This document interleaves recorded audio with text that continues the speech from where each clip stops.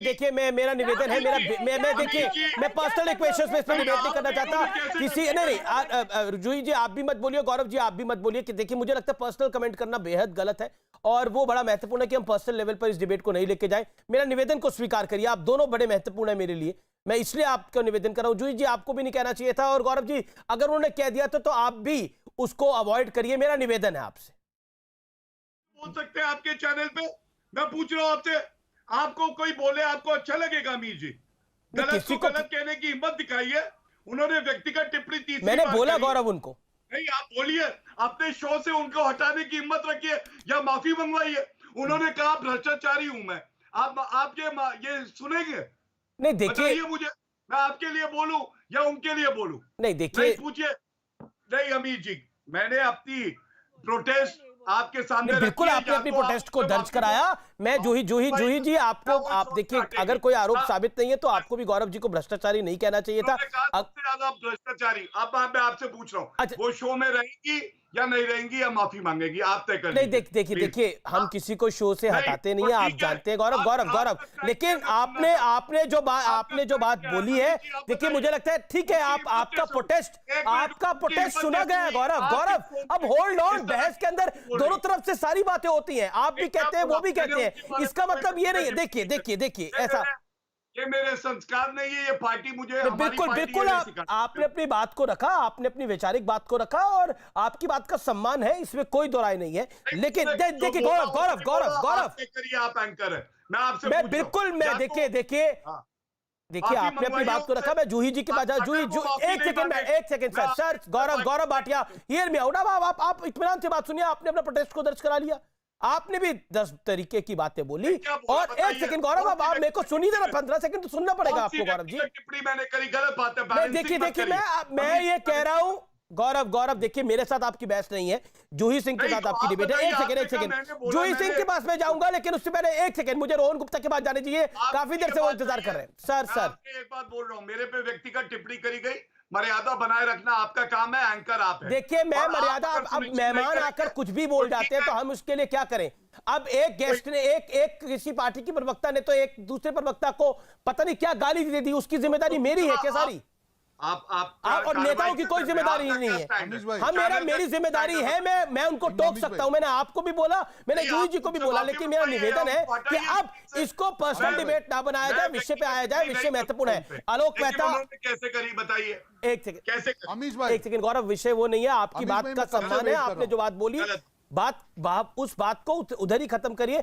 जूही जी आपको भी इस तरह की टिप्पणी नहीं करनी चाहिए थी। एक second sir okay, Rohan Gupta को स्क्रीन पे दिखाइए आप, रोहन गुप्ता एंड आलोक मेहता। ओके गौरव जी मैं आपके पास वापस आऊंगा। रोहन गुप्ता, महत्वपूर्ण यह है कि कांग्रेस पार्टी रियलाइज करे कि समस्या है। जितिन प्रसाद अभी हाल ही में आपकी पार्टी को छोड़ के चले गए, ज्योतिरादित्य सिंधिया ने पार्टी छोड़ी और सरकार भी मध्य प्रदेश की गिर गई। कांग्रेस की समस्याएं विकराल होती जा रही है, सोल्यूशन ओरिएंटेड नहीं होती। क्या आपको लगता है इसका आपको बार बार झटका लगता है? जैसे बंगाल के अंदर आपने गठबंधन कर लिया लेफ्ट के साथ और केरल में आपकी सरकार नहीं बनी इस चक्कर में। रोहन जी देखिए अमीश भाई, पहले मैं जो आपकी आगे की बात की जवाब देके इस पर मैं आऊंगा। देखिए अभी भाजपा के प्रवक्ता बात कर रहे थे, काफी इमोशनल हो रहे, तो मैं हमेशा बोलता हूं व्यक्तिगत टिप्पणी नहीं करनी चाहिए, उनको भी ध्यान रखना चाहिए जब दूसरों के बारे में ये बोलते हैं तब उनको भी क्या फील होता है, नहीं करनी चाहिए, गलत चीज है। दूसरी चीज, जिन लोग ने भगवान राम को नहीं छोड़ा, अभी वो हिंदुत्व की बात कर रहे थे, वो हिंदुओं को नहीं छोड़ा, वो लोग कौन से मुंह से आज देश के सामने आके खड़े हैं? आज कोरोना काल में पूरे देश ने देखा कि ये सरकार बुरी तरह से विफल हो चुकी, और जब विफल होने लग गई तब उन्होंने एजेंडा चेंज करने का प्रयास किया। आज राम मंदिर के लोग जो आस्था से लोगों ने पैसे दिए, आज उसके चंदे से भी गबन करने वाले कौन से मुंह से देश के सामने बात कर रहे हैं? अम्मी जी, मुख्य मुद्दा क्या है? आज केंद्र सरकार है भाजपा की, कई राज्यों में उनकी सरकारें हैं, आज उनके ही वजन से वो लोग गिरने लगे, क्योंकि देश की जनता भी जान चुकी है, उनके नेता भी जान चुके हैं कि आगे भाजपा का भविष्य सुरक्षित नहीं है। आपने बात की कांग्रेस की, हमने पंजाब में अभी 3 मेंबर की कमेटी बनाई और उसका भी रिजोल्यूशन हो रहा है। देखिए कांग्रेस एक लोकतांत्रिक पार्टी है, यहां पे ये नहीं होता कि एक आदमी के बोलने से ऑर्डर पास हो गया। आज का वो आदमी जो बोल रहा है उसकी भी बात नहीं मानी जा रही। उत्तर प्रदेश में क्या हो रहा है कि आज तक हुआ है कि मोदी जी का 1.5 महीने तक पोस्टर कहीं पे ना लगे? कि आज तक हुआ है कि मोदी जी ने तो तारीफ करती योगी आदित्यनाथ की, मिलने से मना कर दिया? पर मोदी जी ने तो तारीफ करती योगी आदित्यनाथ की, आपने देखा होगा वो भी। आज वो हिंदुत्व की बात हो या शासन की बात हो, भाजपा का असली चेहरा देश के सामने आ चुका है और आने वाले ठीक दिनों में बुरी तरह से उनके अहंकार को मार पड़ने वाली, क्योंकि देश की जनता कोरोना काल में समझ गई है कि यह सरकार बिल्कुल ही निठल्ली, इन्होंने कुछ नहीं किया, सिर्फ जनता का शोषण किया। और उनको शर्म आनी चाहिए बोलते हुए, यह कहते हुए कि हम अच्छी तरह से देश में दूसरी वेव में लड़े। पूरे देश ने देखा है। आज की जो मुख्य चीज होनी चाहिए अमित भाई, कि अगर तीसरी वेव आती है जैसे कहा जा रहा है, हम मिलकर कैसे लड़े, जिससे हम ऑक्सीजन की वापस डिबेट्स ना करें, जिससे हम रेमडेसिविर की बात में डिबेट ना करें। ये जरूरत है। ठीक है, आलोक मेहता, समस्या बीजेपी में है, कुछ करके दिखाइए ना। कब जी तक आप जी इस प्रकार आलोक मेहता, ये कांग्रेस प्रवक्ता का कथन की समस्या बीजेपी के अंदर है, वो हम लोकतांत्रिक है इसलिए हमारे में समस्या है, तो वो लोकतंत्र का एक हिस्सा है। क्या कहना चाहते हैं इस पर आप आलोक जी? देखिए अमीश जी, मुझे यही लगता है गुप्ता जी बहुत सुलझे हुए नेता भी हैं और पूरा परिवार उनका अच्छा रहा है। ये मतभिन्नता की बात मैं भी मान सकता हूँ, बीजेपी में भी होगी जो सत्ता में होता है। लेकिन जितेंद्र प्रसाद जी के बेटे का जाने का आप सोचिए ना खुद। मैं दिल्ली के भी उदाहरण देता हूँ, आज संदीप दीक्षित तो एक्टिव नहीं दिखाई देते। क्यों नहीं दिखाई देते ये शायद गुप्ता जी जानते होंगे। सचिन पायलट नाराज हैं तो उनकी बात है। और बीजेपी में जो दोष है उसके लिए आपको तो खुश होना चाहिए भाई, बीजेपी में झगड़ा चल रहा है, चलने दीजिए। अपना घर ठीक नहीं है, चाहे वो समाजवादी पार्टी हो, वो बहुजन समाज पार्टी हो या एलजेपी हो, इन सब लोगों के लिए समस्या यही है कि बीजेपी में यदि गड़बड़ है तो हमें इससे खुश हो जाएंगे। देखिए निगेटिविटी से कभी भी, अमीश जी आप तो इतना प्रोग्राम करते हैं, निगेटिविटी के हिसाब से कोई भी फायदा नहीं होता है। किसी और चैनल की आप बुराई करने लगेंगे तो लोग कहेंगे अरे ये आपको क्या करना है, हम आपको देख रहे हैं, आप दूसरे के बारे में क्यों बता रहे हैं।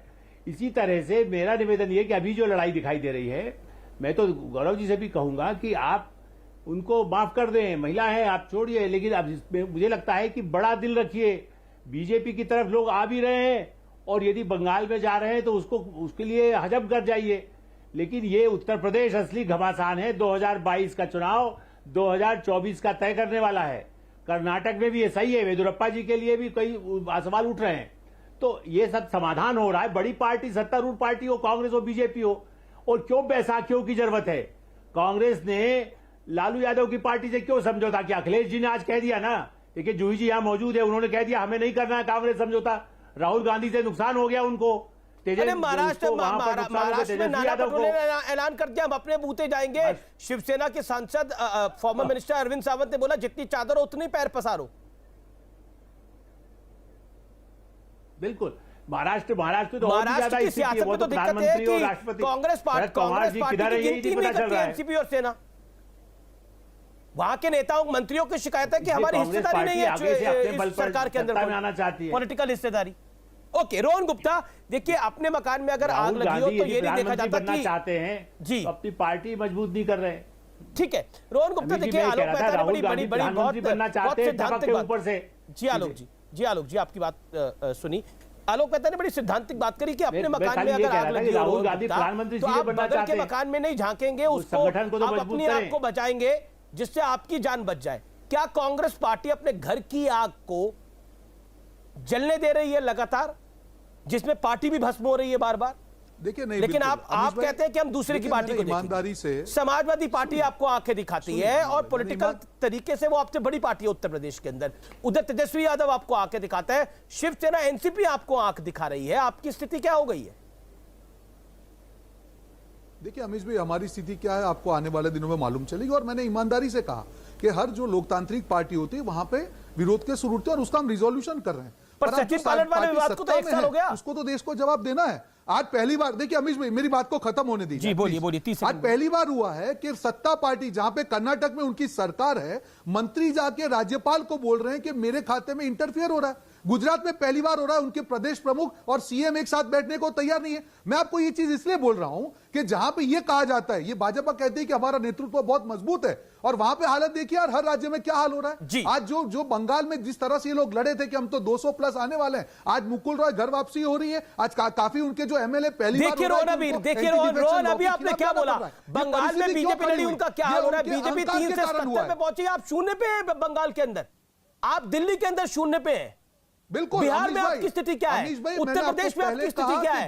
उत्तर प्रदेश में लास्ट टाइम समाजवादी पार्टी के साथ आप लड़े तो आपकी 27 आई, लेकिन आज अगर आज आप अकेले लड़ेंगे तो आपके नेता कहते हैं 10 भी नहीं आएंगे। कांग्रेस अपने आप को मजबूत करके आने वाले दिनों में जो हमको करना है। लेकिन आपकी खुशी ये है कि बीजेपी की बंगाल में शासन नहीं आया, लेकिन आपको केरल में सरकार नहीं मिली। होने वाले लोग कौन से मुंह से आज